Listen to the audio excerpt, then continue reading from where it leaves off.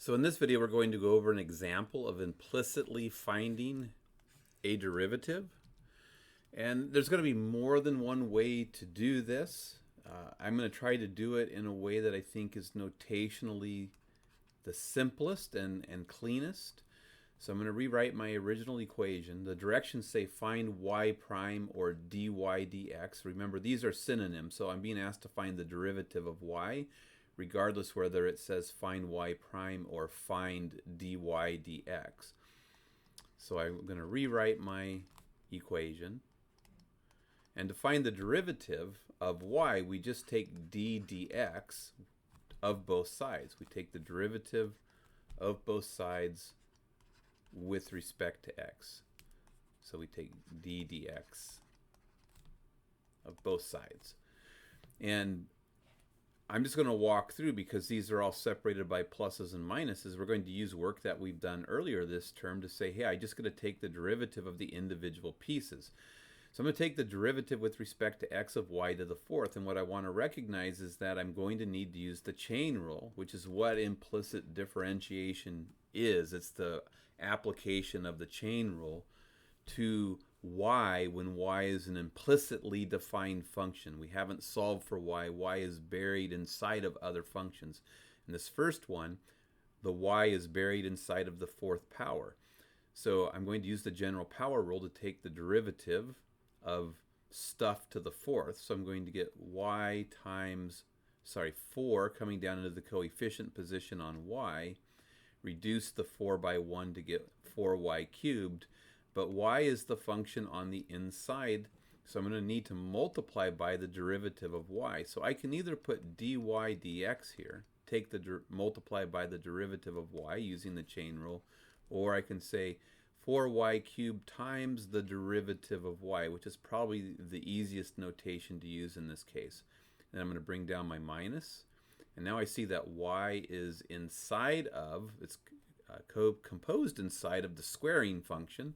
So first I'm going to take the derivative of the outer or squaring function. So I'm going to bring that 2 down into the the coefficient position using the general power rule and reduce that exponent by 1. But y to the first is just y, so I don't need to write y to the first. And now the chain rule says now multiply by the derivative of the inside function. But the derivative of the inside function is just y prime. Plus, take the derivative d dx of y. Well, what's the derivative of y with respect to x? Well, the derivative of y, d dx of y, is just y prime or dy dx. So I'm going to replace the y here with its derivative y prime minus, bring down my minus, find the derivative of the cosine of x. So this time there's no y inside of the cosine function. This is just a function of x. There's nothing implicitly defined here. So we just take the derivative of the cosine of x, which is minus sine x. And on the right-hand side, the derivative d dx of a constant is 0. And here I have a double negation, so that double negation is going to give me a plus. And what I want to notice is that dy dx, or y prime, shows up in 3 of the terms. We want to get everything with the derivative, because we're trying to find the derivative. Get everything with the derivative on one side. Everything, like the sine of x, that doesn't have the derivative on the other. So I'm going to take and subtract the sine of x from both sides.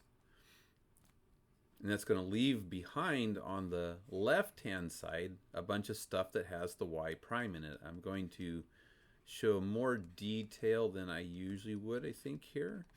So I'm just going to rewrite the stuff that I didn't move using subtraction to the other side.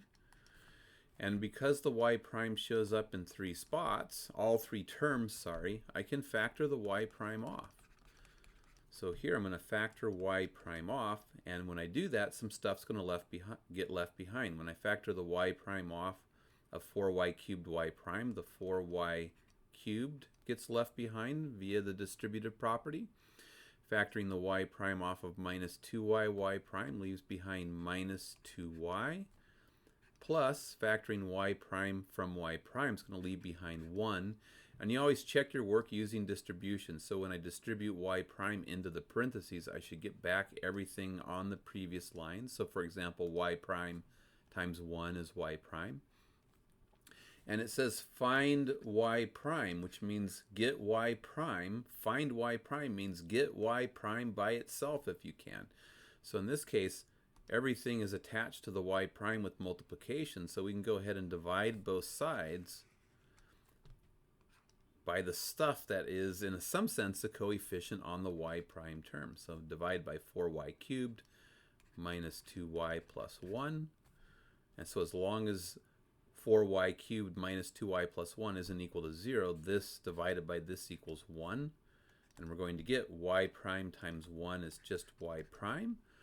And whatever we do on one side, we're going to do it to both sides. So divide this side by the same. So divided by 2y plus 1. And so we wind up with the derivative equaling the opposite of the sign of x all over 4y cubed minus 2y plus 1. And some things to note here, depending on the book that you're using or the video resource that you're watching.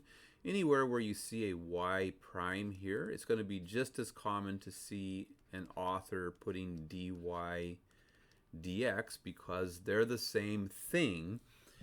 Notationally, the dy dx in this case is probably a little bit more difficult to use just because it's cleaner with the y prime form of the derivative.